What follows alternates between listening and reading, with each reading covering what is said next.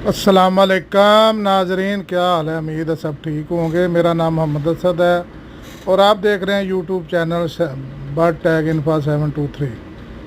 तो ये नया कंप्रेसर है, तो आपको एक दो चीज़ें बतानी है एहतियात के तौर पे कि जब नया कंप्रेसर किसी भी अपना एसी का लगाएं या फ्रिज का लगाएं, तो उसको लगाने से पहले, वेल्डिंग करने से पहले, सबसे पहले आपने रिले ओवरलोड लगानी है। बाहर रख के उसके कनेक्शन करने हैं, तो उसको चला के चेक कर लेना है। बाज़ दफ़ा को अगर कंप्रेसर में कमी पेशी हो, कोई ख़राबी हो, तो आप अगर वेल्डिंग कर लें तो फिर जो है ना इसकी रिप्लेसमेंट नहीं होती।